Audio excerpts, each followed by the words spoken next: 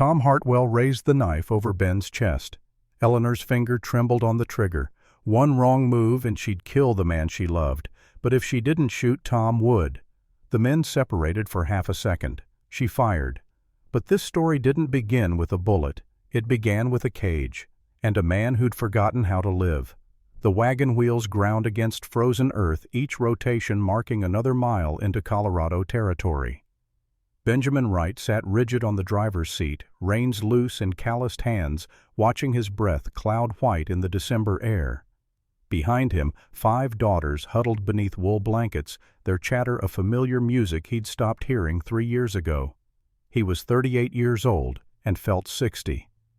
The town of Dust Creek appeared on the horizon like a wound against winter sky. Wooden buildings clustered together as if sharing warmth, their shadows long in afternoon light. Ben had come for fence posts and feed, nothing more. Another task on an endless list of tasks that filled his days but never filled the hollow place where his heart used to be. Catherine had been gone 3 years. The grief hadn't dulled. He'd just learned to function around it the way a man learns to walk with a broken leg that never healed right. The cage sat in the center of town square. Ben saw it from 100 yards out. At first his mind registered it as empty, just another piece of frontier brutality, the kind of thing towns use to punish drunks or petty thieves. Then the wagon drew closer, and he saw movement inside. Something alive. Something human. His hands tightened on the reins. A woman, curled into a space barely large enough for a dog. Her clothes were thin against the cold. Her face was pressed against iron bars. Her eyes were open but empty, the look of someone who'd already died and was just waiting for their body to catch up. Ben had seen that look before, 5 years ago in Kentucky when he was still a deputy sheriff, when he still believed the law could protect people. "Papa," Rose's voice cut through his thoughts, 5 years old and still innocent enough to ask the questions that mattered. "Papa, why is that lady in a cage?" The words hit him like a fist to the chest. Catherine's voice echoed in his memory clear as if she were sitting beside him instead of 3 years in the ground. "Promise me you'll keep living, Ben. Don't let grief kill you." He'd promised, but for 3 years he'd been a liar. Ben pulled the wagon to a stop 20 feet from the cage. Around him, townspeople moved with deliberate indifference, their gazes sliding past the iron box and the woman inside as if neither existed. A group of boys threw snowballs at her face. She didn't flinch, didn't move, just took each impact with the stillness of something already broken. "Stay here," Ben said to his daughters. He climbed down from the wagon, his boots crunching on frozen ground. The woman in the cage lifted her head as he approached. Her eyes met his, and something in Ben's chest cracked open. Not pity, recognition. He knew this woman's story before she spoke a word. He'd failed to save women like her before. Ben knelt beside the cage, bringing himself to her eye level. The iron bars were thick-built to last. The lock was heavy. The woman inside was dying. "How long?" His voice came out rougher than he intended. Her lips moved. No sound emerged at first, then barely a whisper. 4 days. 4 days. In December, in Colorado territory where nights dropped below freezing. Water food. A cup yesterday. Nothing else. Ben stood, rage building in his chest like pressure in a boiler. He turned toward the land office where a man in a star-shaped badge leaned against the doorframe watching with cold amusement. Sheriff Pike. Ben had met a dozen men like him in his 12 years wearing a badge. Small men who found power in cruelty and called it justice. "This your doing," Ben's voice carried across the square. Pike pushed off the doorframe and sauntered closer, thumbs hooked in his belt. "Sure is. Caught her begging 3 days back. This is how we handle vagrant trash in Dust Creek. By locking human beings in cages to freeze to death. She's a beggar, probably a thief. We're teaching her a lesson about coming to towns where she don't belong." Ben looked back at the woman. She wasn't a thief. Everything in her eyes said victim, not criminal. In his years as a deputy, he'd learned to read the difference. "How much?" The words came out before Ben could stop them. Pike blinked. "What? How much to let her out?" A slow smile spread across Pike's face. "You want to buy yourself a vagrant right? That what this is?" I asked a question. Pike's gaze shifted to the wagon where 5 girls watched with wide eyes. His smile turned ugly. $20, though I'm surprised you need to buy company with 5 daughters to keep you warm at night. Ben moved faster than thought. One moment he stood 3 feet away. The next his forearm pressed against Pike's throat, pinning the sheriff against the land office wall. Pike's eyes bulged. His hands clawed at Ben's arm. "Watch your mouth," Ben said, his voice deadly calm. "Those are my daughters you're talking about." Pike tried to speak. Ben pressed harder. "Name your price, right now, or I break your neck right here in front of your whole town." The crowd that had been ignoring the cage suddenly found them very interesting. Faces appeared in windows. People stopped in the street. Ben didn't care. The rage in his chest was 3 years old and finally had a target. 20, Pike choked out. 20 and she's yours. Ben released him. Pike stumbled forward, gasping for air, one hand going to his bruised throat. "You're crazy," Pike spat, "crazy as a kicked dog." Ben pulled money from his coat pocket, counted out $20 in bills and coins, held them toward Pike without looking at him. "Open the cage. You're making a mistake. When she robs you blind or runs off with your silverware, don't come crying to me." "I said open it." Pike's face twisted with fury, but he pulled a key ring from his belt, stomped toward the cage, jammed the key into the padlock with more force than necessary, and yanked it open. "Fine, take her. But when she brings you nothing but trouble, remember I warned you." Ben moved to the cage. The woman inside tried to shift forward, but her body wouldn't cooperate. 4 days folded into that cramped space had left her muscles useless. She managed to move a few inches before everything gave out. Ben reached in and lifted her free. She weighed almost nothing. Through her thin dress he could feel every bone in her spine. Starvation.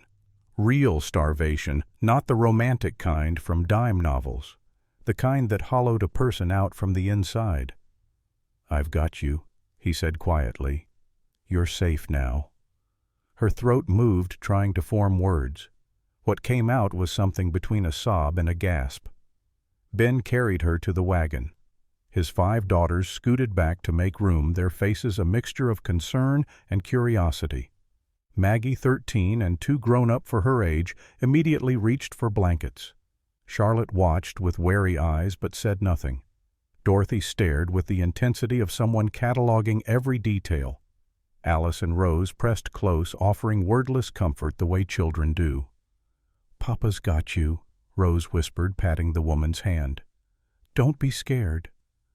Ben settled the woman among the blankets, his daughters wrapping her in warmth like a cocoon. He climbed back into the driver's seat and gathered the reins. "Wait just a minute," Pike started. Ben didn't turn around. "We're done here. You came for fence posts and feed right, not some vagrant. I changed my mind." He snapped the reins, and the wagon lurched forward. As they rolled out of Dust Creek, Ben looked back once. Sheriff Pike still stood by the empty cage, his face twisted with something between rage and confusion. The townspeople had already gone back to their business, the woman in the cage already forgotten now that she was gone. Ben faced forward again and focused on the road. Behind him he heard Maggie's gentle voice introducing herself and her sisters, heard the woman's whispered thanks, heard Rose chattering about their new house and how it had a big fireplace, and Mama's quilts before Maggie quietly corrected her that Mama was in heaven now. Ben's hands tightened on the reins. Catherine would have stopped. Catherine would have never driven past that cage. She would have torn it open with her bare hands if necessary. She'd always been the brave one, the good one. Ben had just been the man who loved her. For 3 years he'd been moving through life like a ghost, feeding his daughters, clothing them, keeping them safe. But not really there, not really present, just going through motions while the best part of him rotted in a grave in Kentucky. Today, for the first time since Catherine died, he'd acted instead of reacted. He'd made a choice that wasn't about duty or obligation, but about what was right. He didn't know if that made him brave or just tired of being afraid. The wagon rolled west along a road that cut through snow-covered prairie. 2 hours to the homestead at Miller's Creek. 2 hours while winter sun traced its arc toward the mountains. 2 hours while a woman who'd been in a cage for 4 days slowly remembered what warmth felt like. His daughters took care of her without being asked. Maggie produced a canteen and instructed the woman to drink slowly. Charlotte positioned herself as a windbreak. Dorothy sketched something in her small notebook, glancing up every few seconds. Alice peppered the woman with questions in a gentle voice. Rose simply curled against her side, sharing body heat. Watching them, Ben felt his chest tighten. Catherine's lessons lived on in these 5. Kindness wasn't weakness. Compassion wasn't foolishness. Help where you can, when you can, how you can. He'd been so focused on keeping them safe that he'd forgotten to teach them to live. "Thank you." The woman's voice drifted forward, hoarse but clear. "Thank you for stopping." Ben didn't turn around. "Don't thank me yet. We've got 2 hours of riding ahead, and I can't guarantee the girls won't talk your ear off." Rose giggled. "We're being helpful, Papa." "I know you are, sweetheart." The woman spoke again. "Can I ask you something?" "Go ahead." "Why did you stop? Everyone else just walked past." Ben was quiet for a long moment, watching the road unroll before them.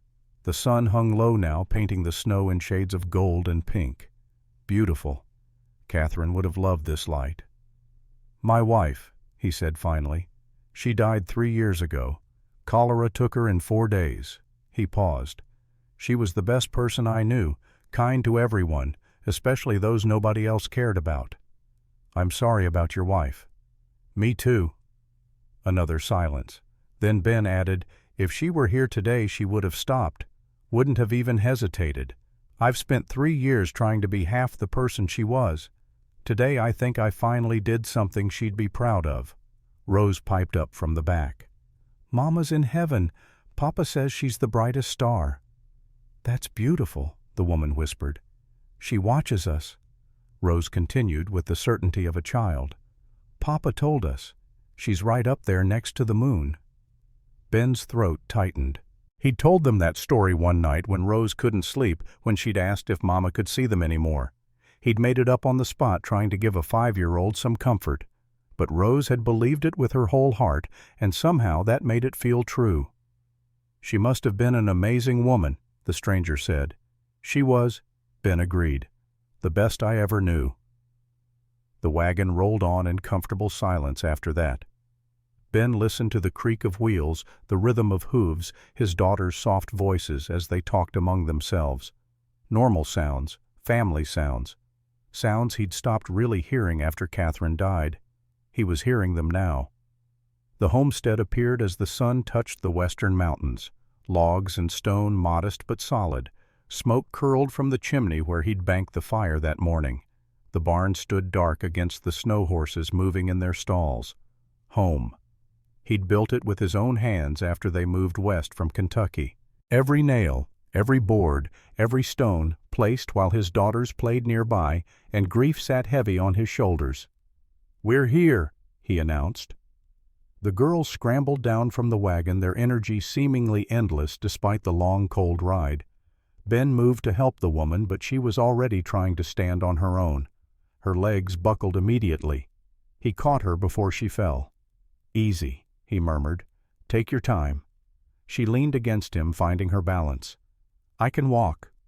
"Maybe, but let me help anyway." Together they made it to the house, Ben supporting her weight while she took careful steps. Inside, warmth hit them like a wave. The fire had held. The house smelled like wood smoke and the rabbit stew he'd left simmering that morning. His daughters scattered to their tasks without being told. Maggie headed for the stew pot. Charlotte stoked the fire. Dorothy disappeared toward the back bedroom. Alice and Rose stayed close to the stranger, ready to help however they could. Ben guided the woman to a chair by the fireplace. She sank into it with a sound that might have been relief or pain or both. The heat brought color to her pale cheeks, but it also made her shiver harder as her body remembered what warmth was supposed to feel like. "Girls," Ben said. "Charlotte, get that stew on the table." Maggie, fetch clean clothes from your mother's trunk. Dorothy, heat water for washing. Alice, Rose, stay out of the way. They moved like a well-trained unit. After 3 years of motherless life, they'd learned efficiency. Ben crouched beside the woman's chair, bringing himself to her eye level again. Up close he could see the toll 4 days had taken. Cracked lips, bruises from the cage bars, eyes hollow with exhaustion and something darker. Trauma he'd learned to recognize it during his years in law enforcement. "I don't understand any of this," she said quietly. "Why you paid for me? Why you brought me here? Someone should have stopped that cage 4 days ago. I couldn't change that, but I could change what happened next. You don't even know me. I know you were treated worse than an animal by people who call themselves Christians. I know that's wrong. That's enough for now." Maggie appeared with a bundle of clothes. These were Mama's. They might be a little big, but they're clean. She held them out. "They're yours now. Mama would have wanted you to have them." Ben's chest tightened. Catherine's clothes. He'd kept them in a trunk, unable to give them away, but unable to look at them either. Now Maggie was offering them to a stranger with the same casual generosity Catherine herself would have shown. The woman took the bundle with trembling hands. "Thank you. I'll take good care of them." "You don't have to," Maggie said simply. "They're yours." Charlotte brought a bowl of stew. "Eat slow. Papa says if you eat too fast when you're real hungry, it makes you sick." The woman took the bowl and just held it for a moment, letting warmth seep through the ceramic into her frozen fingers. Then she took one bite, then another. Tears ran down her face as she ate. Ben stood and moved to the window, giving her privacy for her emotion. Outside, darkness was falling fast. Stars were beginning to appear. The brightest one, the one Rose always called Mama's star, hung just above the eastern ridge. "Catherine," he thought, "I don't know what I'm doing, but I think you'd approve." "There's a bedroom at the end of the hall," he said without turning around. "Small, but it's private. You can stay there as long as you need." "I should work," the woman said. "Earn my keep." "We'll talk about that tomorrow. Tonight you rest." "Mr. Wright?" "Ben," he corrected. "Call me Ben." Maggie stepped forward. "I'll show you to your room. I left clean towels on the bed and the water's warm if you want to wash." Ben watched his eldest daughter lead the stranger down the hall. 13 years old and already so much like her mother. Too much responsibility on young shoulders, but she bore it with quiet strength. After the bedroom door closed, Ben sank into his own chair and stared at the fire. His other 4 daughters gathered around him, sensing his mood. "Is she going to stay, Papa?" Alice asked. "I don't know, sweetheart." "I hope she does," Rose said. "She seems nice." "She smells like snow," Dorothy added, then blushed when Charlotte elbowed her. Charlotte watched him with older, more knowing eyes. "Are you okay, Papa?" Ben looked at his second daughter, 11 years old and already learning to read silences the way her mother had. "I'm okay," he said, "just thinking. About Mama. Always about Mama." Charlotte nodded. She understood. They all did. The ghost of Catherine Wright lived in this house as surely as the 6 living people did. Later, after the girls had gone to bed, Ben sat alone by the dying fire. The house settled around him with familiar creaks and sighs. This was usually his time, the hours between his daughter's sleep and his own, when he could finally let the mask slip and just be a man drowning in grief. Tonight felt different. Tonight he'd acted. He'd seen something wrong and he'd fixed it, or at least started to. For the first time in 3 years, he'd done something that wasn't about survival or duty or keeping promises to a dead woman. He'd done something because it was right, and it scared the hell out of him. Because caring meant vulnerability. Action meant consequence. Helping meant responsibility. And Ben had spent 3 years building walls specifically to avoid all of those things. But the walls were cracking now. He could feel them starting to crumble. He thought about the woman sleeping in his back bedroom, thought about the cage, thought about Sheriff Pike's casual cruelty, and he thought about something else, something that had been nagging at the edges of his mind since he'd looked into that woman's eyes. He'd seen that look before. 5 years ago in Kentucky when he was still Deputy Sheriff Benjamin Wright, when he'd been investigating a man named Victor Hartwell. The memory hit him like cold water. Victor Hartwell, a businessman from Denver who'd come to Kentucky on what he called a business trip. But Ben had noticed things: women disappearing, indenture contracts being bought and sold, whispers of establishments where those contracts were used for purposes that had nothing to do with honest labor. Ben had investigated, against orders against his sheriff's explicit instructions to leave well enough alone, because Hartwell had money and connections and judges in his pocket. Ben had spent 3 months gathering evidence, testimonies, contracts, proof of abuse. He'd worked with his partner, a federal marshal named William Hayes, to build a case that would finally bring Hartwell to justice. They'd planned a raid. June 15th. They were going to arrest Hartwell and shut down his entire operation. Then on June 10th, Catherine fell ill. Cholera. It came out of nowhere, struck like lightning. One day she was fine, laughing in the kitchen while she made dinner. The next day she was in bed with a fever. The day after that, she could barely speak. 4 days from healthy to dead. Ben had stayed by her side. Hayes had begged him to come on the raid anyway, said they needed him. But Ben couldn't leave, couldn't let Catherine die alone. On June 14th, Catherine had gripped his hand with what little strength she had left. "Ben," she'd whispered, "promise me you'll keep living. Don't let grief kill you. Promise me." He'd promised. She'd died the next morning, June 15th, the same day Hayes and his team attempted the raid without Ben. And Hartwell had escaped. Someone had tipped him off. He'd fled to Colorado Territory before they could arrest him. The operation had collapsed. The women they'd hoped to free remained trapped. Justice had failed because Ben hadn't been there to see it through. 2 failures, 2 guilts, 1 crushing weight. He'd failed to save his wife from disease. He'd failed to bring Hartwell to justice. And for 3 years those failures had eaten him alive. Now sitting in his homestead in Colorado Territory, Ben wondered. That woman in the cage, the terror in her eyes, the way she'd flinched at sudden movement, the look of someone who'd been owned and hurt and broken. Was it possible? Could Victor Hartwell be here? In Colorado, still operating his network of cruelty and calling it legal business. Ben stood and moved to the window. Outside, stars filled the sky. Catherine's star burned bright above the ridge. Tomorrow he would ask the woman her story. He would find out who she was running from and why.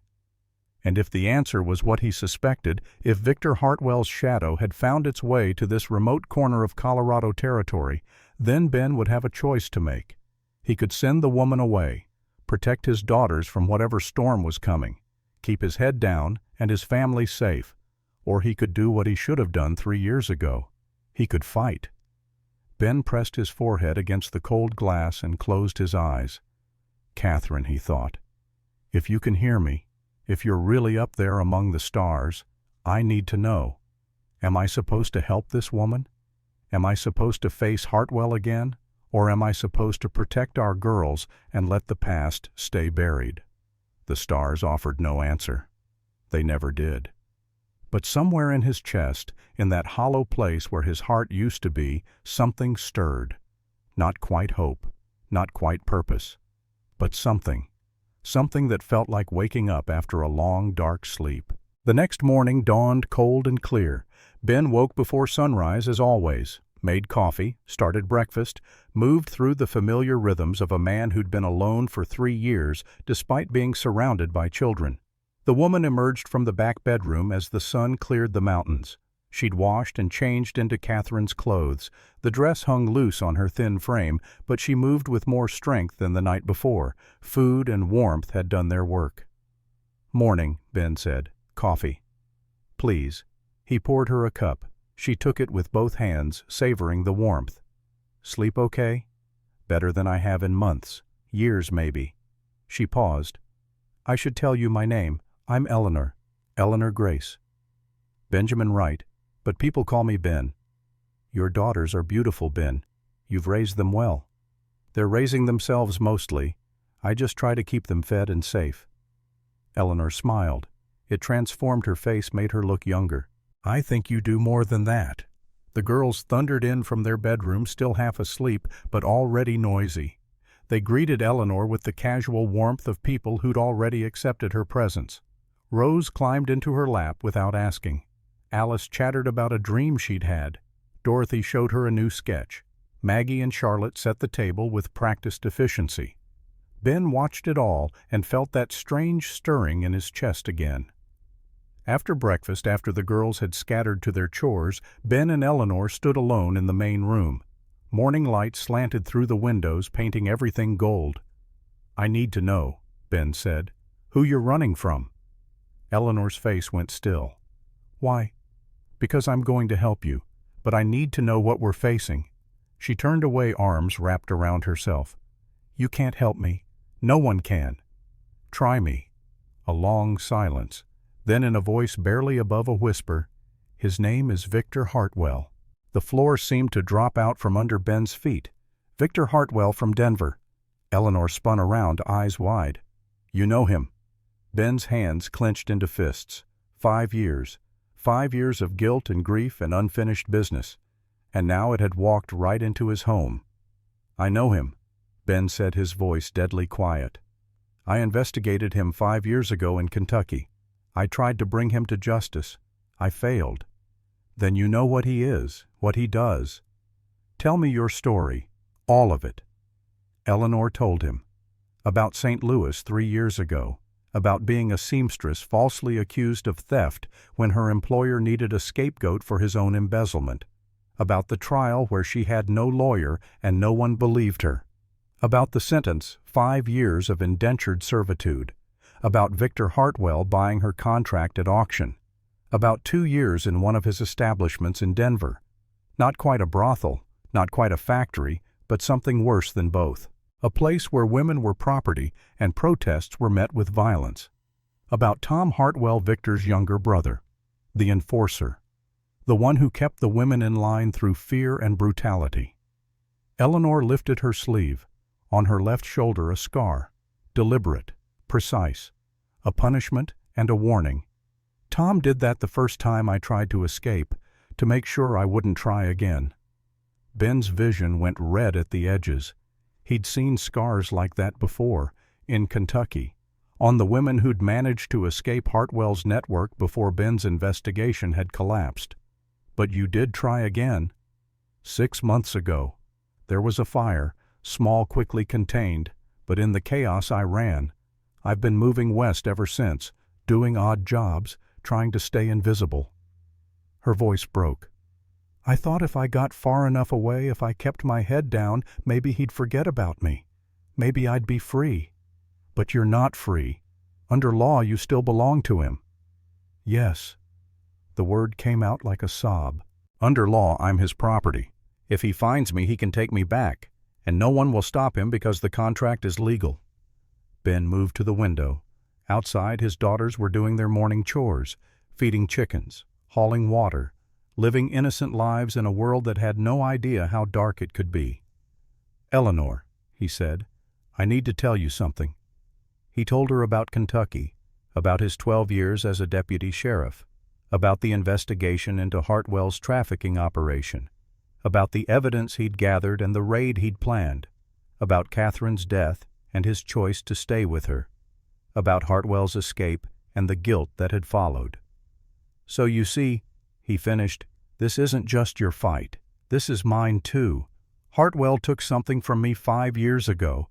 Not directly, but the guilt of letting him escape, of failing those women, it's been eating me alive ever since." Eleanor was crying now. "I'm sorry. I'm so sorry about your wife. And I'm sorry I brought this to your door." Ben turned to face her. "You didn't bring anything. This was already here. Unfinished business. A debt I owe to the women I failed to save." "What are you saying?" "I'm saying you're not going back. I'm saying Hartwell doesn't get to win, not this time. He has the law on his side, Ben. He owns judges and sheriffs and men with guns. Then we'll change the law, or break it. I don't care which." For the first time since he'd met her, Eleanor looked at him with something other than fear or gratitude. She looked at him with hope. "You really mean that?" "Every word." She crossed the room and took his hands. "Why?" Why would you risk everything for me?" Ben thought about that, about Catherine and her promise, about 3 years of grief and guilt, about the hollow place in his chest that had started to fill the moment he'd knelt beside that cage. "Because someone should have stopped 4 days ago. Because I failed women like you before. Because my daughters are watching and I want them to see their father do what's right no matter the cost." He squeezed her hands gently. "And because for the first time in 3 years I feel like I'm actually living instead of just surviving. You gave me that.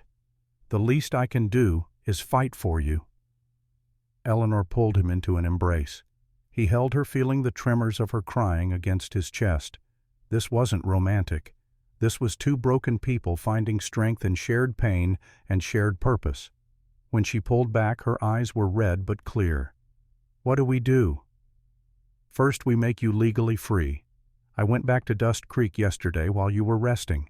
Paid Sheriff Pike another $20 to sign over your contract to me." He produced papers from his coat pocket. A bill of sale.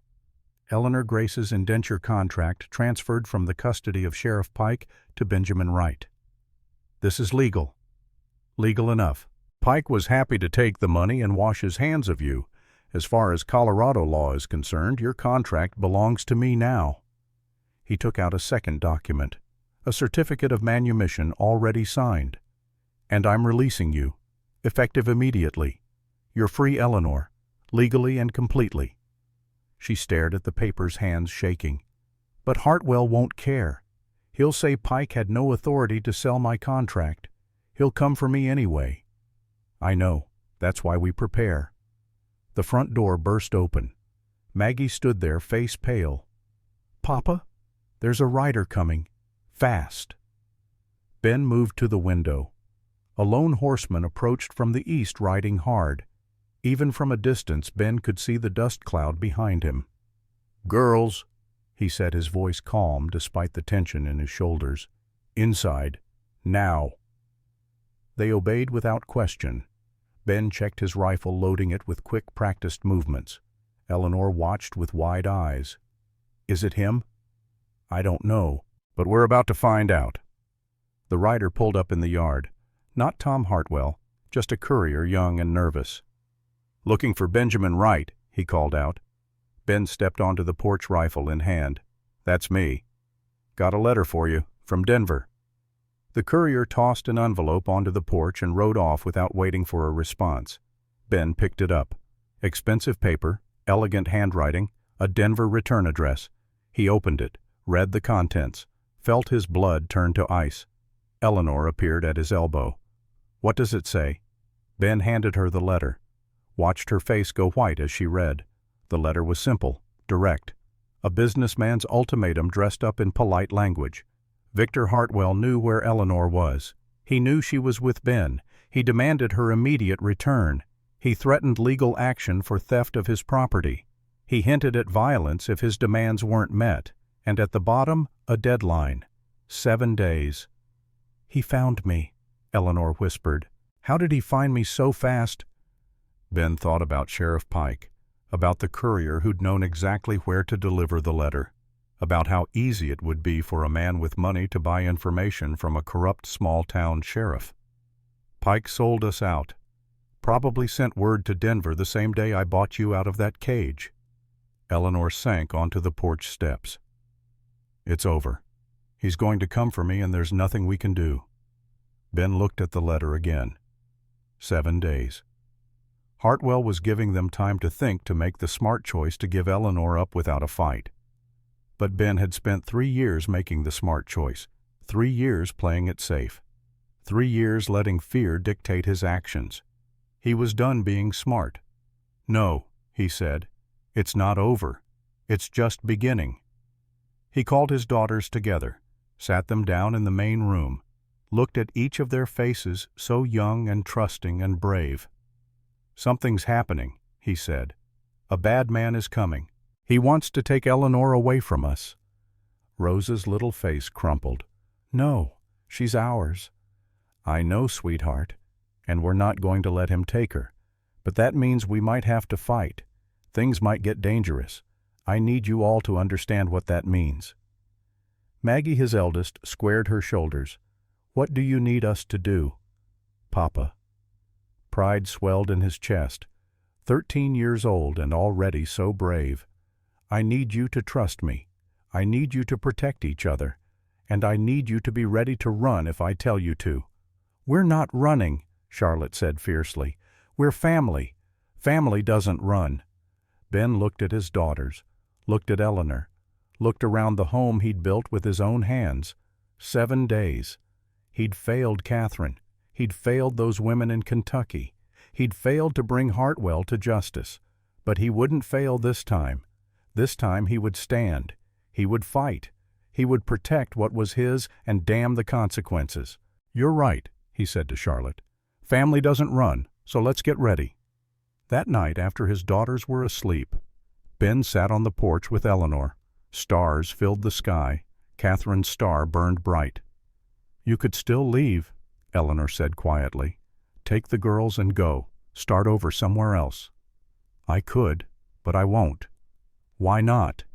Ben thought about Catherine's last words, about the promise he'd made, about 3 years of existing instead of living. "Because I made a promise to my wife, to keep living, to do what's right, and for 3 years I've been breaking that promise." He looked at Eleanor. "You woke me up, reminded me what it feels like to have purpose, to fight for something, even if it costs you everything. Especially then, that's when it matters most." Eleanor leaned her head on his shoulder. Not romantic, just two people finding comfort in shared resolve. "Thank you," she whispered, "for seeing me, for fighting for me. Thank you for giving me something to fight for." They sat in silence watching the stars. 7 days felt like both forever and no time at all. Somewhere in Denver, Victor Hartwell was planning his next move. Somewhere closer, Tom Hartwell was probably already riding west with hired guns. But here in this moment, Ben felt something he hadn't felt in 3 years. He felt ready, ready to fight, ready to protect, ready to finally finish what he'd started in Kentucky, ready to live up to the promise he'd made to a dying woman who'd seen more good in him than he'd ever seen in himself. The hollow place in his chest wasn't empty anymore. It was filling with purpose and fury and determination. Victor Hartwell had taken too much from too many people. He wasn't taking Eleanor, not while Ben Wright still had breath in his body. The stars wheeled overhead indifferent to human struggles. Catherine's star shone bright, and Ben Wright, for the first time in 3 years, felt truly, completely alive. The attack came at midnight, 48 hours after the letter arrived.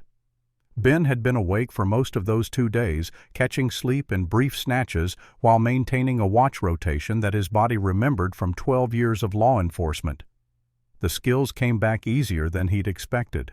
Reading terrain, setting perimeters, planning defensive positions. The instincts of a deputy sheriff didn't die just because a man hung up his badge. He'd strung cans on fishing line around the property. Simple early warning system. The kind of thing that worked because most people didn't expect it. At 12:15, the cans rattled. Ben was on his feet before the sound faded. His hand found the rifle he'd kept loaded and ready by the door. 2 more rifles positioned at windows, ammunition distributed, escape route planned to the root cellar 50 yards behind the house. "Eleanor," he said quietly, "get the girls. Root cellar. Now." She moved without question. 3 days together, and she'd already learned to trust his tone. The urgency beneath the calm. The first torch came through the front window. Glass shattered. Fire bloomed across the wooden floor, hungry and bright. Ben counted muzzle flashes in the darkness outside. 6 guns, maybe 7. Professional spacing. These weren't farmers or cowboys. These were men who knew how to fight. Tom Hartwell had come prepared. Ben returned fire. Not wild shooting, but calculated, aiming to pin them down, force them to cover, buying time for Eleanor to get his daughters to safety.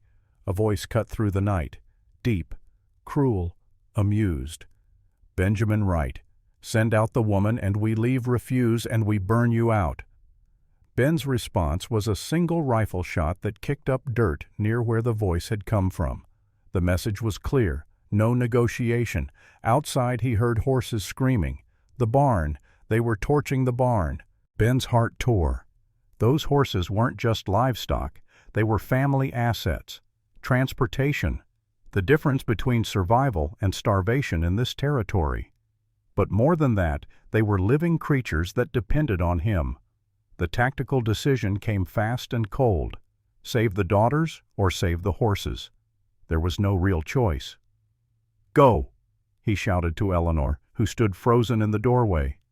"Get them out. I'm going for the horses."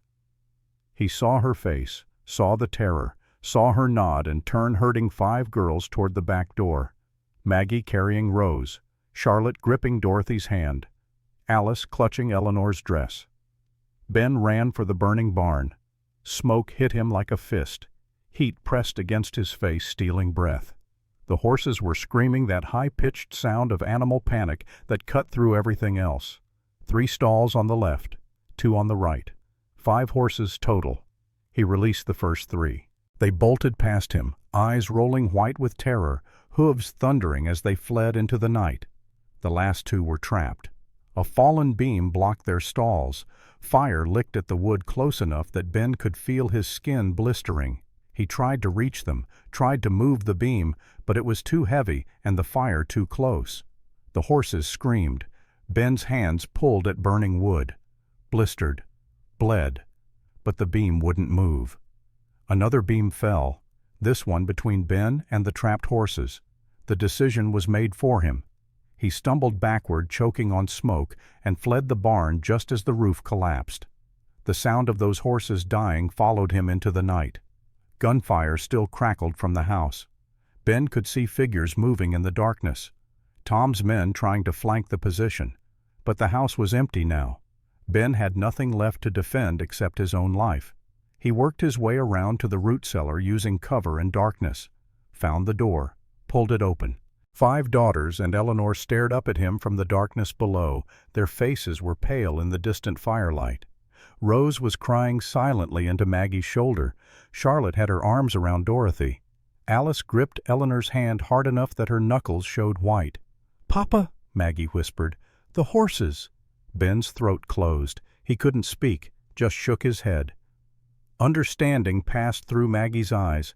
At 13, she was old enough to know what that headshake meant. Old enough to see the burns on her father's hands. Old enough to understand that some things couldn't be saved no matter how hard you tried. The gunfire was dying down. Tom's men had figured out the house was empty. In moments they'd start searching. "We have to move," Ben said. "Now." He led them through the darkness using terrain he knew by heart. Behind them, their home burned. The barn was gone. The house would follow. Everything they owned turning to ash and ember. But they were alive. All 7 of them. That was all that mattered. The 3 surviving horses waited where Ben had told Eleanor to tie them earlier, part of his contingency planning. Always have an exit. Always assume the worst. 7 people, 3 horses. They'd have to ride double and triple. Ben lifted Alice onto the first horse, then swung up behind her. Rose went on his back, clinging like a monkey. Charlotte rode the second horse alone. She was the best rider among them. Maggie and Dorothy shared the third horse. That left Eleanor. "With me," Ben said, extending his hand. She swung up behind him, her arms wrapped around his waist. He could feel her trembling. Or maybe he was trembling. Hard to tell with adrenaline burning through his veins. They rode into darkness as behind them the homestead burned bright enough to light the whole valley. Tom Hartwell's voice carried on the wind. "Run right, but we'll find you." Ben didn't look back. Looking back wouldn't change anything. They rode for 5 miles before anyone spoke. 5 miles of frozen night air and the smell of smoke in their clothes. 5 miles, while the girls held on to each other and tried not to cry. Sarah Fletcher's boarding house appeared like salvation. A single light burning in the window. Sarah herself standing on the porch as if she'd been expecting them. She probably had been. News traveled fast in frontier communities. Fire that big would have been visible for miles. "Inside," she said simply. "All of you." Sarah Fletcher was a woman in her late 40s who'd survived her own share of hardship. Widowed young. Lost her only child to fever. built a boarding house from nothing, and kept it running through sheer will. She asked no questions, just ushered 7 traumatized people into warmth and safety. Ben collapsed on the porch steps after his daughters were inside. The adrenaline was wearing off. His hands hurt. His lungs hurt from smoke. His heart hurt from the sound of horses dying. Eleanor sat beside him, silent, just there. "I lost it," Ben said. "All of it. You saved us. That's what matters. The horses. I heard them screaming and I couldn't reach them. I couldn't save them." His voice broke. Tears came. Not the quiet, dignified tears of a man in control. The ugly, choking sobs of someone who'd been holding everything together for too long and finally cracked. Eleanor put her arms around him and held on while he fell apart. He didn't know how long he cried. Minutes, hours, time lost meaning. Eventually the tears stopped. The shaking subsided. He was empty, hollowed out, but somehow lighter for it. "I'm sorry," he said. "Don't be. I'm supposed to be strong. For them. You are strong. This is what strong looks like, feeling it and surviving anyway." Ben looked at her. Really looked at her. This woman he'd known for less than 2 weeks, who'd been through hell and somehow still had the strength to hold someone else together. "Thank you," he said. Morning came too soon and too slow. Ben sat with Sarah and Eleanor in the kitchen while his daughters slept in the back bedroom. Coffee steamed in chipped mugs. The smell of bacon cooking should have been comforting, but just reminded him of the meals he'd never cook in his own kitchen again. Sarah knew about Victor Hartwell, knew more than Ben had expected. "Had a girl come through here last year," Sarah said. "Escaped from one of Hartwell's establishments in Denver. She didn't last long. Consumption took her within a month. But before she died, she told me things." "What kind of things?" "The kind that would make a jury hang him. If we had a jury that would listen. But Hartwell owns Sheriff Pike, owns lawmen in 3 other towns. He's built himself a network." Ben's hands tightened around his coffee mug. "I know. I tried to take it down once, 5 years ago in Kentucky." Sarah's eyebrows rose. "You're that Benjamin Wright. Marshall Hayes mentioned you in a letter. You know Will Hayes. We correspond about situations like this. Women who need help, men who need stopping." Sarah leaned forward. "Ben, I'm going to be straight with you. Hartwell won't stop, not until he has Eleanor or you're dead. Probably both." "I know. You can't fight him here, not with 5 daughters to protect, not against 6 or 8 professional gunfighters." "What are you suggesting?" "Prospect Valley, settlement about 100 miles west. New community, maybe 50 families. They're building something different out there. Fair laws, honest justice. Started by a man named Pastor James Miller." Ben considered this. 100 miles in winter with 5 children. But staying meant Tom Hartwell coming back. Staying meant his daughters in the line of fire. "It's not running," Sarah said, reading his thoughts. "It's tactical retreat.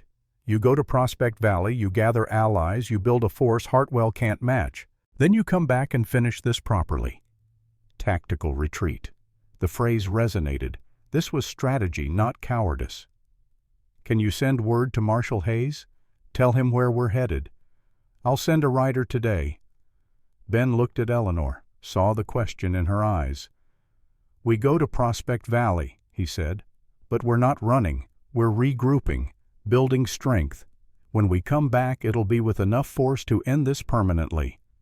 Sarah provided supplies. Food blankets, medical supplies. A 4th horse on loan. Warm clothes for the girls. Ammunition that Ben accepted with grim gratitude. They left before dawn while darkness still held. The journey west was everything Ben had feared and worse. The first 2 days were manageable. Cold, but bearable. They followed old mining roads that cut through prairie and foothills. The girls bore it well, wrapped in blankets singing songs Catherine had taught them to pass the time. Ben taught Eleanor to shoot during their first night's camp, set up tin cans as targets, showed her how to hold the rifle, how to breathe, how to squeeze the trigger instead of pulling. She missed the first 5 shots. Her hands shook. Her breathing was wrong, but she kept trying. "Again," Ben said patiently. On the 6th shot, she hit a can. The metallic ping echoed across the empty prairie. Eleanor's face lit up with fierce satisfaction. "Good," Ben said. "Now do it 9 more times until it's muscle memory." Charlotte watched from nearby. After Eleanor went to help Maggie with dinner, Charlotte approached her father. "You're teaching her to fight." "I'm teaching her to protect herself." "Do you love her?" The question caught Ben off guard. "Charlotte, I don't know that it's appropriate to discuss." "It's okay if you do, Papa. Mama would want you to be happy." Ben's throat tightened. 11 years old and already so wise. "I don't know what I feel yet," he admitted. "But she's family now, and we protect family." Charlotte nodded, satisfied with that answer. On the 3rd day the snowstorm hit. It came fast and brutal. Visibility dropped to feet. Wind howled. Temperature plummeted. Ben found an abandoned mining shack more through luck than skill, got everyone inside before the worst of it hit. They huddled together for warmth. 7 people in a space meant for 3. The cold was vicious. The wind found every crack in the walls. At 3 in the morning, Ben heard movement outside. He grabbed his rifle, moved to the door, heart pounding, ready for Tom Hartwell's men, just a deer, spooked by the storm, looking for shelter like them. But the moment of fear reminded Ben that they weren't safe, that Tom could be tracking them even now, that they might not see him coming until it was too late. Rose woke crying from the cold. Ben held her, shared his warmth. "Papa, I'm cold." "I know, sweetheart. Morning will be warmer." "Will we be safe in the valley?" "Yes, I promise." The lie tasted bitter. He couldn't promise safety, could only promise he'd try. The next days blurred together. Rocky terrain that forced them to walk the horses. One horse went lame on day 5, a tendon strain that meant someone had to walk. Ben and Eleanor took turns carrying Rose. During one of these walks, Eleanor spoke. "You're exhausted." "I'm fine." "You haven't slept properly in days. Let me take watch tonight." "No, that's my job." "It's our family now. You said so yourself." "Let me help." Ben looked at her, saw the determination, the strength she'd built over the past week. "Okay, we split watches, but you wake me at any sign of trouble." "Deal." That night Eleanor took the first watch. Ben actually slept. Real sleep, not the half-aware dozing he'd been managing.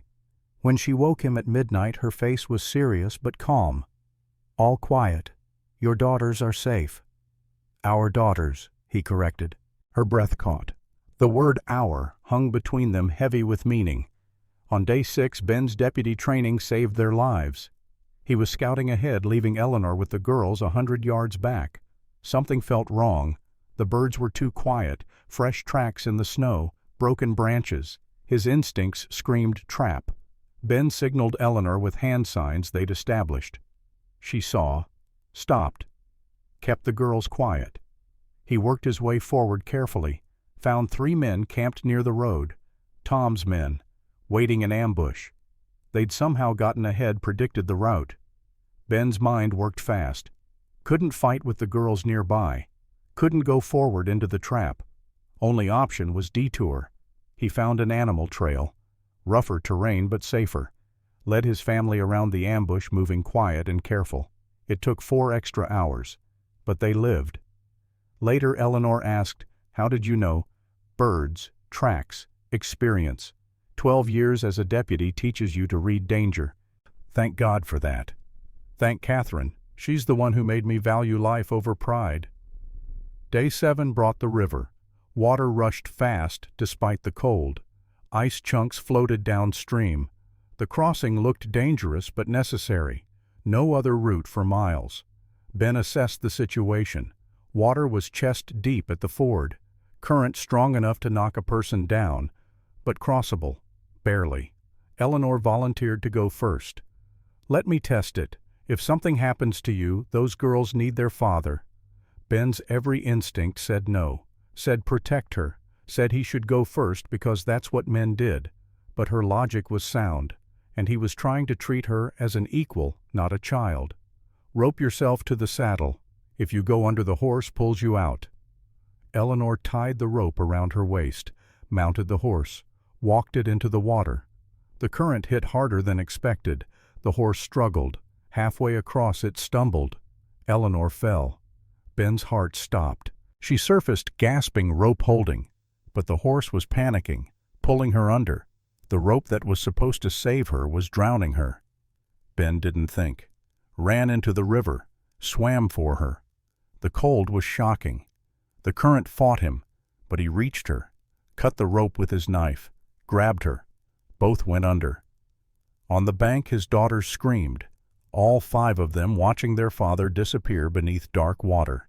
Ben surfaced, Eleanor in his arms, swam for shore. The current tried to take them downstream, but he fought. 12 years of law enforcement had kept him fit. Adrenaline gave him strength. He reached the bank, pulled Eleanor out.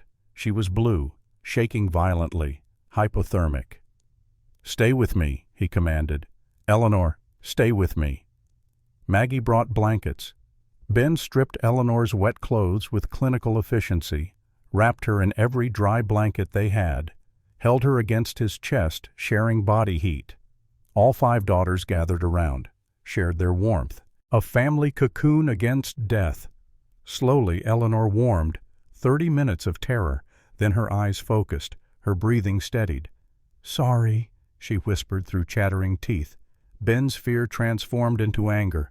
"What were you thinking? You could have died." The knot failed. He checked the rope. She was right. Frayed. Broke under pressure. His anger deflated. "I'm sorry. I just can't lose anyone else. I can't." "I know."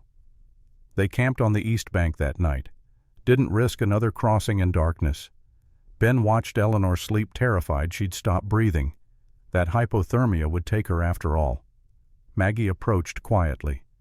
"You love her, don't you, Papa?" Ben looked at his eldest daughter. Couldn't lie to her. "I think I might. Mama would want you to tell her. When the time's right. Promise. Promise." The next morning they crossed successfully, one at a time, careful, slow. All 7 made it safely to the western bank. On day 8, they reached Prospect Valley. The settlement appeared in afternoon light, smaller than Ben had expected, maybe 40 buildings, but organized, clean, people working together with obvious purpose. A man walked out to meet them, tall, silver hair, kind eyes that held steel underneath. "Travelers, you look like you've had a hard journey." "That's putting it mildly," Ben said.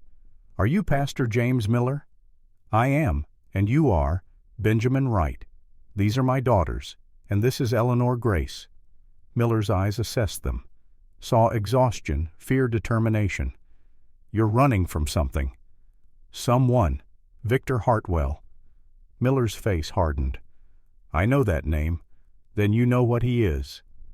"I do." Miller stepped forward. "Prospect Valley was founded for people like you, people hurt by men who think money makes them gods. You're welcome here, all of you." Eleanor's voice was small. "Just like that. Just like that. That's what we do here." The cabin they were shown sat at the settlement's edge, small, 2 rooms, needed repair, but solid, safe. Rose ran through it, delighted. "Can I have the corner by the window?" The other girls explored with obvious relief. First real shelter in 8 days. Ben stood in the main room, Eleanor beside him. For a moment neither spoke. Then Eleanor turned to him. "We made it." "We did." "Ben, I need to tell you something." His heart pounded. He knew what was coming. "These past 8 days, everything we've been through, I've realized something." She took his hand. "I love you. I love your daughters. I love this family we're becoming." Ben couldn't speak, could only cup her face in his hands and kiss her. The kiss was gentle at first, tentative, then deeper. 3 years of loneliness ending, a new beginning. When they pulled back, both were crying. "I love you too," Ben said. "Have since that cage, was just too scared to admit it." "Scared of what?" "Losing you. Like I lost Catherine. I'm not going anywhere." "Promise?" "Promise." From the doorway came giggling, all 5 daughters watching. "They kissed," Rose announced unnecessarily. Maggie smiled. About time. The next weeks in Prospect Valley brought cautious peace. Ben helped build a schoolhouse with other men, repaired their cabin, got to know the community. Eleanor taught sewing to settlement women, helped at the school, made friends. The girls thrived. Maggie caught the attention of Daniel Foster, the blacksmith's 15-year-old son. Charlotte finally relaxed. Dorothy drew constantly. Alice devoured books. Rose made friends with every child in town. Most people welcomed them, shared food labor kindness. Sunday services included them without question. But not everyone was friendly. Jacob Turner, a middle-aged farmer, spoke against them at the community meeting. "We don't have resources for every outsider who wanders in." Pastor Miller called for a vote. Overwhelming majority said yes, the rights could stay. Jacob was outvoted but clearly resentful. Ben noticed the way Jacob watched Eleanor, the hostility in his body language. This man was a problem. 3 weeks after their arrival, Pastor Miller came to their cabin. His face was grave. "There are men asking about you in Cedar Ridge, 20 miles east." Ben's blood ran cold. "Hartwell. Reports say 6 men, led by someone named Tom." "How long?" "Days, maybe less." After Miller left, Eleanor spoke. "I should leave. Draw them away." "No. These people don't deserve what's coming. These people get to choose. They chose to welcome us. Now we see if they choose to fight." Miller had already positioned himself. "The settlement will vote, but my position is clear. We protect our own." Ben met with the able-bodied men. Robert Foster, the blacksmith. Dr. Hayes, the young physician. 12 farmers who'd never fought anything more dangerous than coyotes. Ben assessed their capabilities with the deputy's eye. "We have numbers but not skill. We need strategy, defensive positions. We can't meet them in open combat." He planned using everything he'd learned: crossfire zones, escape routes, resource allocation. Eleanor coordinated with the women: safe rooms, medical supplies, children's evacuation plans. That night Ben checked his rifle alone, thought about what was coming. The weight of leadership pressed heavy. "Catherine, if you can hear me, help me do this right." On the 3rd night after the warning, Ben saw Jacob Turner ride east at 2 in the morning. Furtive, secretive, gone for hours. Ben's instincts screamed betrayal, but he had no proof, just suspicion. When Jacob returned at dawn, Ben confronted him. Early morning ride. Jacob was defensive. "Checking traps. Long way to go for rabbits." "What are you implying?" "Nothing. Just observing." The tension was thick enough to cut. Ben told Eleanor his suspicions. They agreed to assume Jacob had given Tom Hartwell their full defensive plan.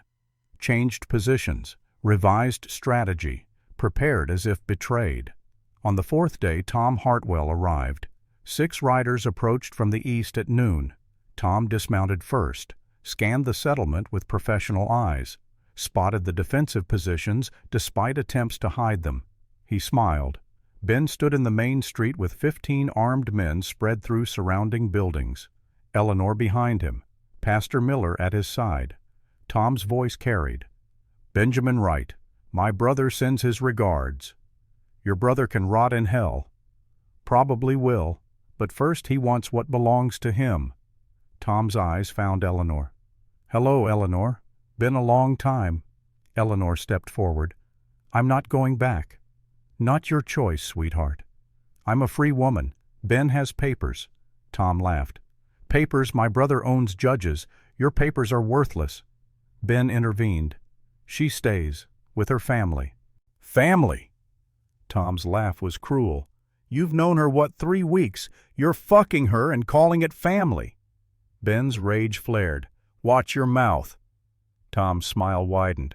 "Here's how this works. You have until sundown. Bring Eleanor Grace to the eastern edge. We ride out. Your town lives. And if we refuse, then we burn every building, kill anyone who resists. Take her anyway." Tom gestured at the settlement. "These people have families, children. You willing to sacrifice them for one woman? Murmurs rippled through the crowd. Fear, doubt. Then Jacob Turner stepped forward. From the crowd, joining Tom's men, gasps, shock, betrayal confirmed. "I told you, Miller," Jacob said. "I told you they'd bring trouble." His wife Emma appeared from the church basement, face horrified. "Jacob, what are you doing?" "What I have to protect this town." Jacob turned to the crowd. "Give them what they want. Save yourselves." Ben's voice cut through. "You're a coward and a traitor, Turner." "I'm a realist. These men will kill us all." Then Emma Turner did something unexpected. She walked away from her husband, stood with the townspeople. "Don't you dare speak for me, Jacob Turner. I didn't marry a coward, but I'm looking at one now." Jacob stared, shocked, his own wife choosing the side of strangers over him. Emma looked at Ben and Eleanor. "I stand with you." The effect cascaded. Robert Foster stepped forward. "I stand with them." Martha Green, the store owner. "My sister died in Hartwell's establishments. I stand." Dr. Hayes. "I took an oath to protect life. I stand." One by one, people declared support. Not everyone. Some held back. But enough. More than enough. Tom Hartwell watched his ultimatum crumble, realized this wouldn't be the easy victory he'd expected. "You're making a mistake, right?" "Then it's my mistake to make." Tom's face went cold. "Sundown. Last chance. After that, blood is on your hands." He and his men rode to the eastern edge, waited, watched. Jacob Turner went with them, choosing greed and fear over community. The town erupted in chaos, some celebrating courage, some terrified, some questioning if they'd made the right choice. Pastor Miller called everyone to the church.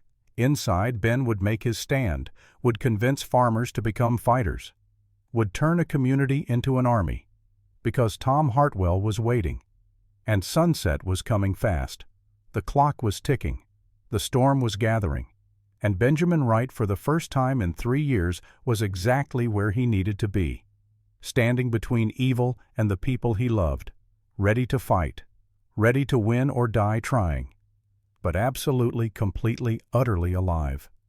The church was packed, 53 people crammed into a space meant for 30, families with children, single men, widows, all of them looking at Ben with expressions ranging from hope to terror. Pastor Miller stood at the front, but everyone knew this was Ben's moment. This was his fight, his call to make. Ben walked to the front of the church. His hands were steady, but his heart pounded. 12 years as a deputy had taught him how to command a room, but this was different. These weren't fellow lawmen. These were farmers being asked to become soldiers. "I won't lie to you," he began. His voice carried to the back of the room. "Tom Hartwell and his men are professional killers. We're farmers and shopkeepers. They have experience. We have numbers. They have skill. We have something more important. Motivation." He paused. Let that sink in. "They're fighting for money. For a paycheck from Victor Hartwell. We're fighting for home, for family, for the right to live free from men who think they can own other human beings." Martha Green spoke up. "How do we fight them? Most of us have never shot at anything but rabbits. We don't meet them in open combat. We'd lose." Ben moved to a crude map Pastor Miller had drawn. "We use defensive positions, buildings for cover, create crossfire zones, make them come to us where we have advantage." He outlined his plan with the precision of a man who'd done this before. Positions assigned, fields of fire calculated, escape routes marked. Women and children go to the church basement, medical supplies already stored there. "Dr. Hayes, you'll coordinate with your wife on triage." "What about casualties?" Robert Foster asked. The question everyone was thinking. Ben's face was grim. "There will be casualties, on both sides. War isn't clean. People will die. I need you to understand that before you commit." Silence fell over the church. Heavy. Suffocating. Then a voice from the back. "Better to die standing than live kneeling." It was Emma Turner, Jacob's wife, the woman whose husband had betrayed them all. "My husband chose fear," she said, standing. "Chose to protect himself over doing what's right. I won't make that choice. I stand with you." The dam broke. One voice became many. "I stand. We stand. For Prospect Valley." Ben felt something crack open in his chest. Not quite hope, but something close. "Then let's prepare," he said. "We've got 5 hours until sunset." The preparation was organized chaos. Men spread through the settlement taking positions Ben had assigned. Women gathered children and supplies. Dr. Hayes set up a makeshift hospital in the church basement. Ben walked through it all, checking positions, offering encouragement, making last-minute adjustments. He found Eleanor helping with the children. Rose clung to her dress, not wanting to let go. "I'm scared, Mama," Rose said. The word Mama came naturally now. Eleanor knelt, bringing herself to eye level. "So am I, sweetheart. But your papa is the bravest man I know, and he won't let anything happen to us." Rose looked at Ben. "Promise?" Ben knelt beside them. "I promise I'll do everything in my power to keep you safe, all of you." Maggie appeared with her sisters. All 5 gathered around their father. "Papa," Maggie said, her voice trembling despite her attempt at bravery. "I'm scared." "So am I, sweetheart." The honesty seemed to help. Ben pulled all 5 daughters into an embrace. "I need you to be brave," he said. "Not for me, for each other. Maggie, you're in charge if something happens to me and Eleanor. Can you do that?" At 13, Maggie looked far too young for such responsibility, but she nodded. "Yes, Papa." Ben looked at each daughter. Charlotte fierce and protective. Dorothy quiet but observant. Alice smart beyond her years. Rose still innocent but learning courage. "I love you," he said. "All of you. Never forget that." They went to the basement. Ben watched them go, wondering if he'd ever see them again. Eleanor stayed behind. "I'm fighting," she said before he could argue. "Eleanor, they want me. I'm not hiding while others die for me. You taught me to shoot. Now let me use it." Ben saw the determination in her eyes, the same look she'd had when she'd volunteered to cross the river first. "You stay with me, where I can see you." "Deal." The sun crawled toward the western mountains. Each minute felt like an hour. Ben positioned himself on the main street with a clear view of the eastern approach. Eleanor beside him, Robert Foster to his left, Dr. Hayes in the church tower with a rifle. At 5 minutes before sunset, Tom Hartwell and his men rode in slowly. They spread out. Professional formation. These men knew what they were doing. Tom dismounted, walked forward until he was 30 feet from Ben. "Last chance, right. Send out the woman." "Come and take her." Tom's smile was cold. "Your funeral." He didn't charge. That would have been stupid. Instead, his men spread out and started shooting fire arrows into buildings. The strategy was clear. Create chaos. Force people out of cover. Pick them off in the confusion. 3 buildings caught fire on the eastern edge. Townspeople scrambled to extinguish the flames. In the distraction, Tom's men advanced. Gunfire erupted. Ben's first shot took down one of Tom's men. Not a kill shot, but enough to take him out of the fight. The man went down screaming, clutching his leg. From the church tower, Dr. Hayes fired. Another of Tom's men dropped. But the townspeople were taking casualties too. Paul Green, Martha's husband, took a bullet to the chest, went down hard, didn't get back up. The sight of real death rippled through the defenders. Some wavered. "Hold!" Ben shouted. "Don't break formation." Robert Foster took a shot to the leg, went down cursing. His son Daniel, 15 years old and terrified, dragged his father to safety. Then Daniel picked up the rifle. The boy's hands shook, but he took his father's position. The battle intensified. Fire spread. Smoke filled the air. Bullets cracked through wood and glass. Ben moved between positions, shooting, directing, encouraging. A bullet grazed his shoulder. Pain flared, but he kept moving, kept fighting. Eleanor proved herself, saw one of Tom's men sneaking toward the church where the children hid. Her hands trembled as she raised the rifle. "Breathe," she whispered to herself, remembering Ben's lessons. "Aim. Squeeze. She fired. Hit the man in the leg. He went down. Eleanor stared at her hands, shocked that she'd actually done it. Ben saw, felt pride and fear in equal measure. The battle reached a crisis point. 3 townspeople dead, 5 seriously wounded. But Tom's men were suffering too. 2 dead, 2 wounded. The problem was that Tom and his core fighters were still fresh, still dangerous. Tom made his push, coordinated advance, trying to break the defensive line. Ben saw it happening, saw his carefully constructed defense about to collapse. He made a decision. The kind of decision that was either brilliant or suicidal. He broke from cover, ran toward Tom's position, drew all the fire onto himself. "Hartwell," he shouted, "face me like a man instead of hiding behind hired guns." Tom's face twisted, pride and rage warring. He couldn't resist the challenge. The 2 men faced each other in the middle of the street. Around them the battle continued.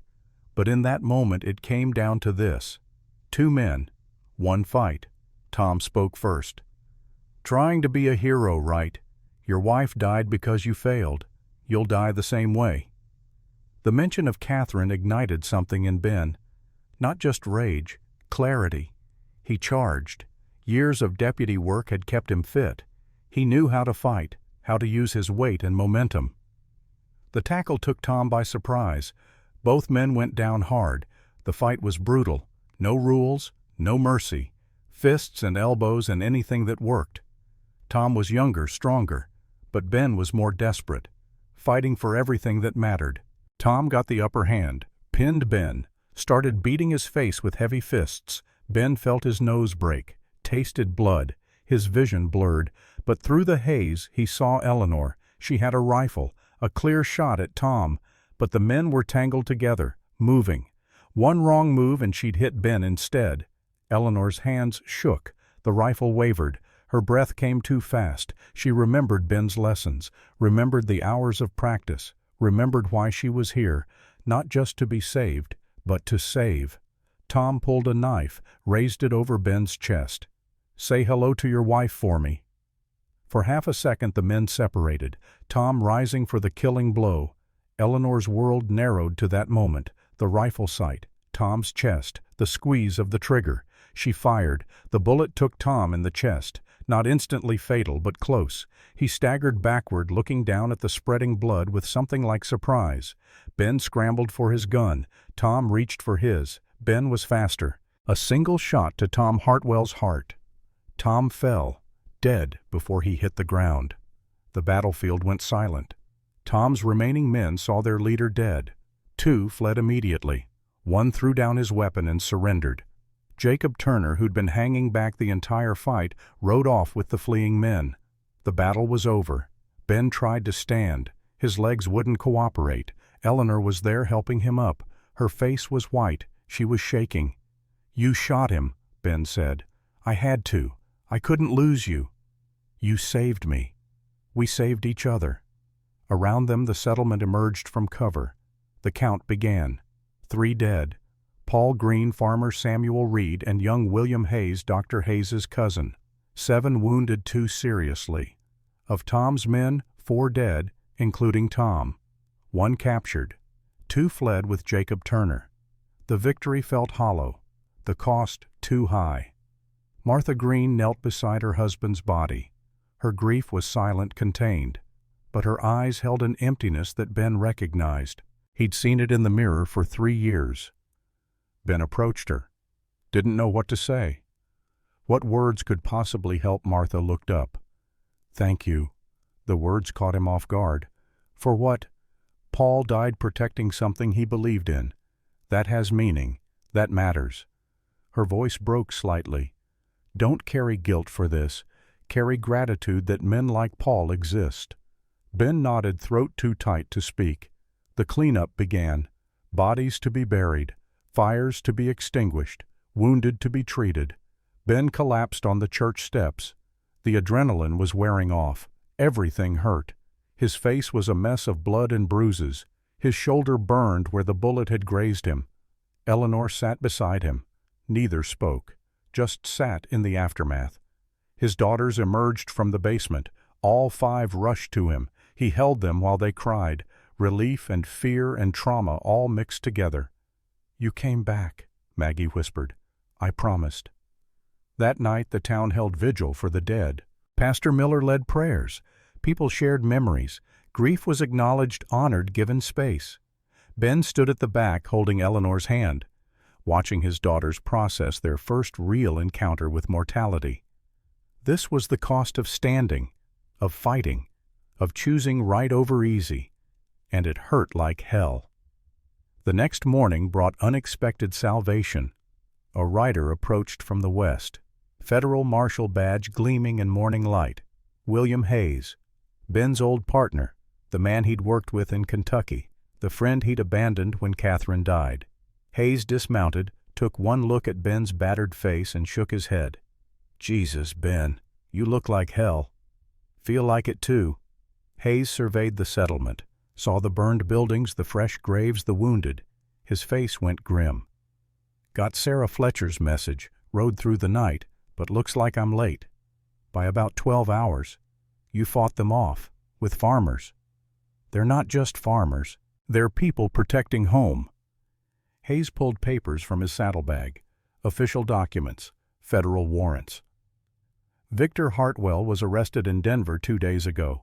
My team raided his establishments, freed 31 women. Evidence is overwhelming. Trafficking, fraud, abuse. With Tom dead, the case is even stronger." Eleanor's knees buckled. Ben caught her. "It's over," she whispered. "Really over." Hayes nodded. "Your contract with Hartwell is void. Officially.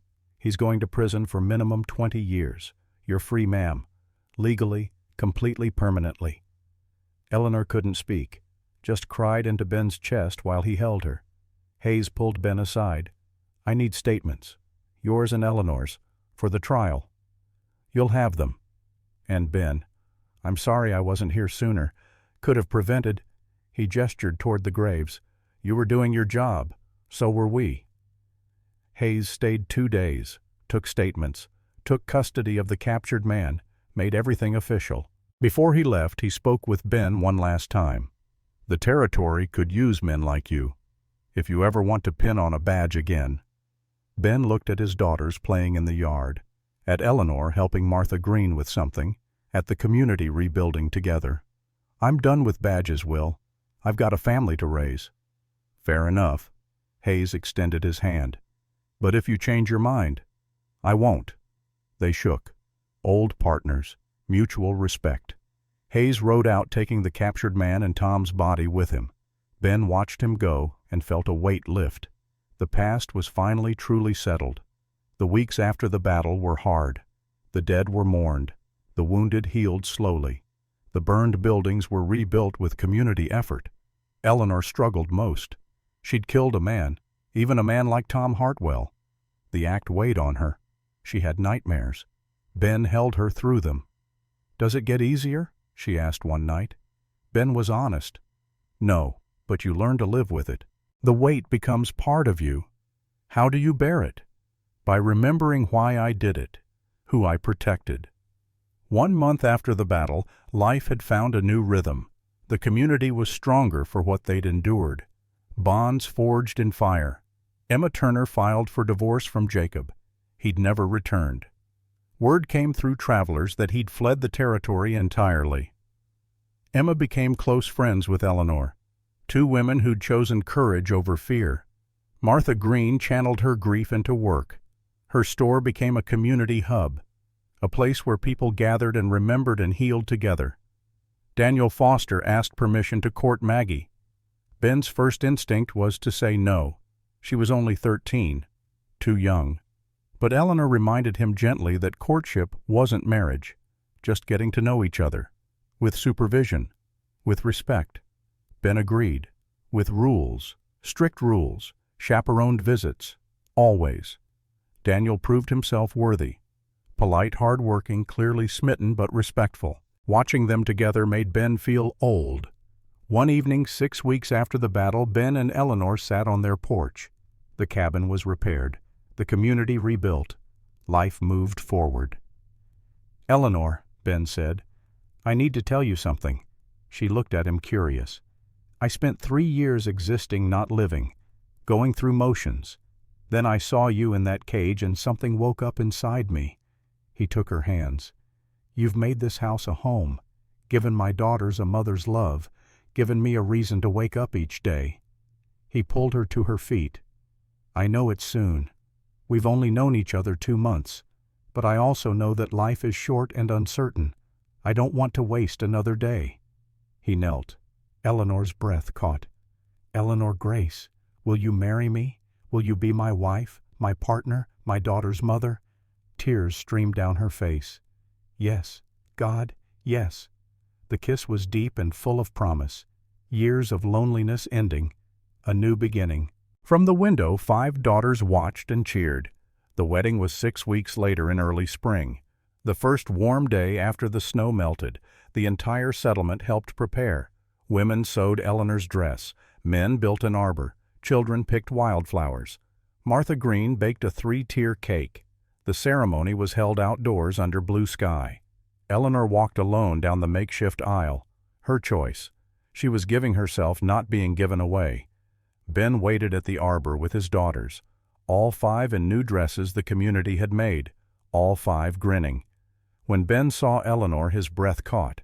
Simple dress, wild flowers in her hair, but beautiful, radiant. "Catherine," he thought, "I hope you're watching. I hope you approve." Pastor Miller officiated. When it came time for vows, Ben spoke first. "Eleanor, I found you in the darkest moment of your life, but you saved me from the darkness of mine. I was a ghost for 3 years. You made me alive again." His voice roughened with emotion. "I promise to love you fiercely, protect you always, honor you daily. I promise to be the husband you deserve and the father our daughters need. Whatever comes, we face together." Eleanor's turn. She was crying, but her voice was steady. "Ben, you saw me when I was invisible. You fought for me when I'd given up fighting. You gave me a family when I had nothing." She looked at the 5 girls standing beside him. "I promise to love you and our daughters with everything I am. I promise to stand beside you in all battles. I promise to make this house a home full of love. And I promise to spend every day being worthy of the gift you've given me. By the power vested in me," Pastor Miller said, "I pronounce you husband and wife. Ben, kiss your bride." The kiss was tender, deep, full of hope. The crowd cheered. The daughters rushed forward. A group hug at the altar. Rose shouted, "Mama and Papa!" The reception lasted until sunset. Dancing, food, celebration. Daniel Foster danced with Maggie, both of them blushing. Charlotte relaxed enough to laugh. Dorothy sketched everything. Alice asked 100 questions. Rose was everywhere at once. Ben danced with each daughter, save the last dance for Eleanor. "Happy?" he asked. "More than I ever dreamed possible." "Me too." As sunset painted the sky orange and gold, Ben looked around, at his family, at the community that had fought beside him, at the life he'd built from ashes. Catherine would be proud, he thought, and for the first time thinking that didn't hurt. It just felt true. 18 months passed.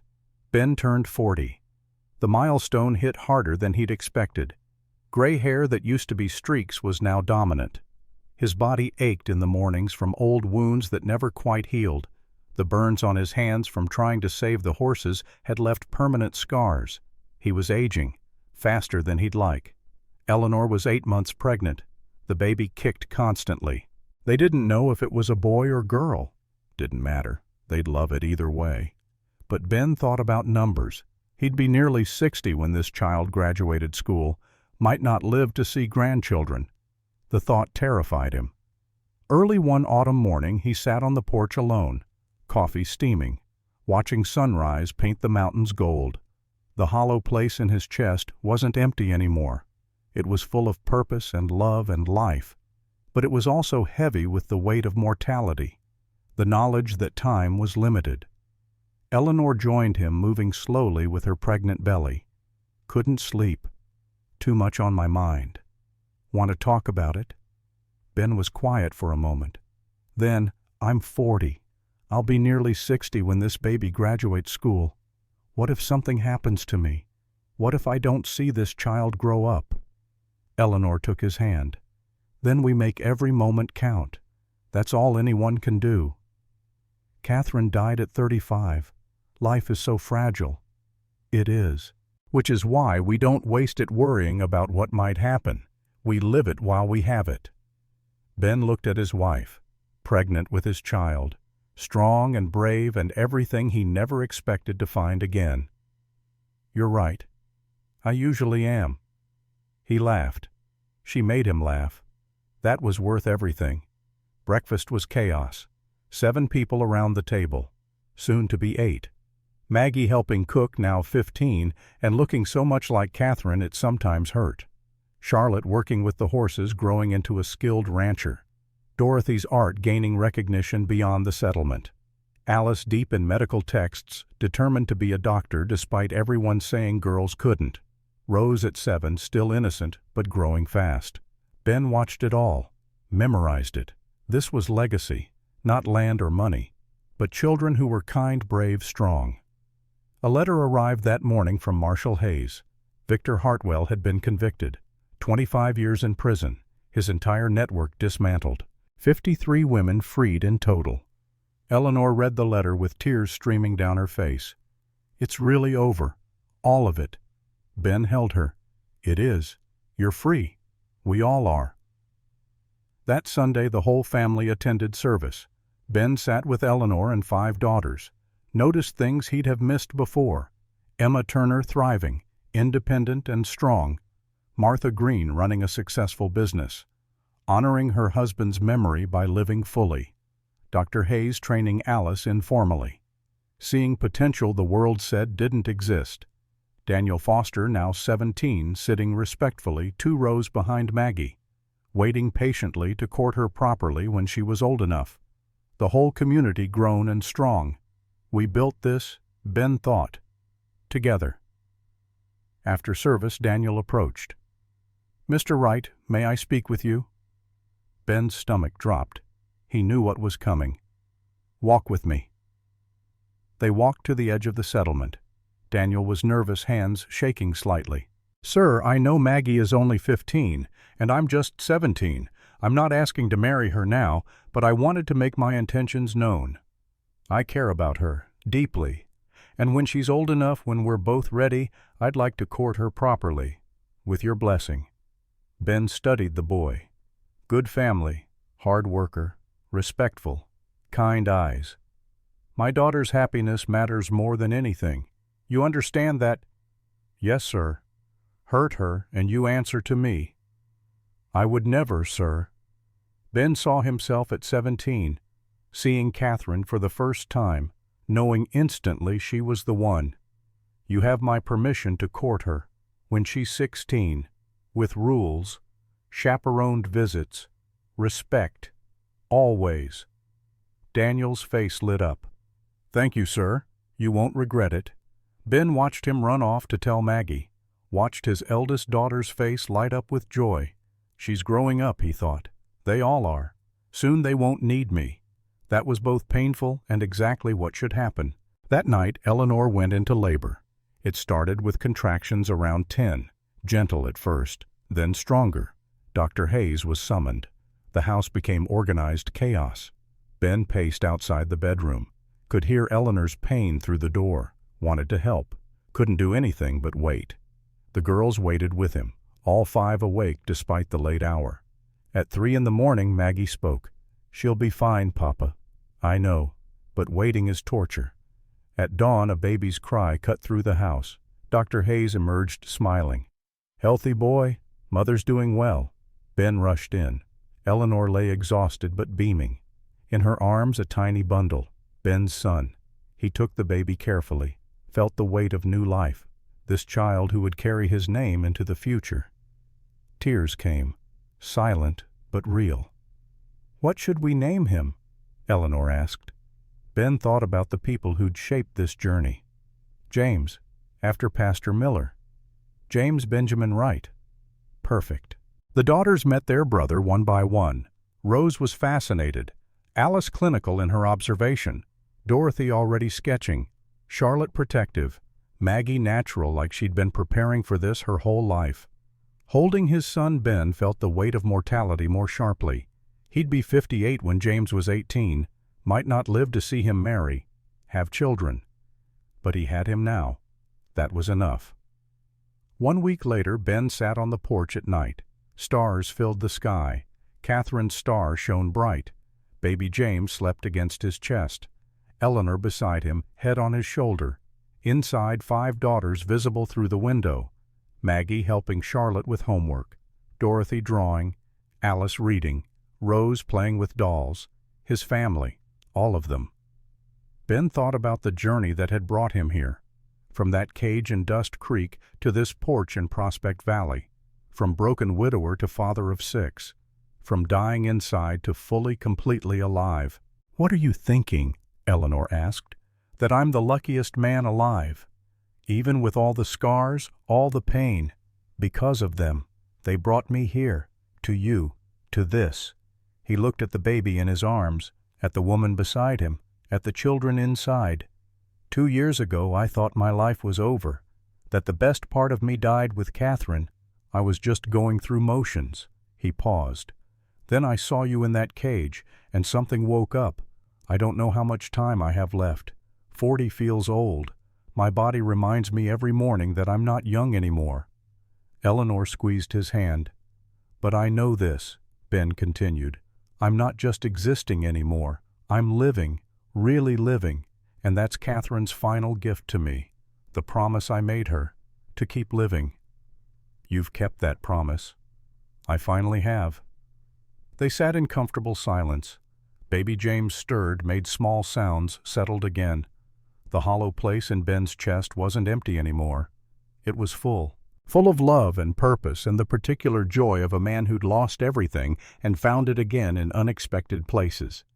He thought about legacy, about what he'd leave behind when his time came.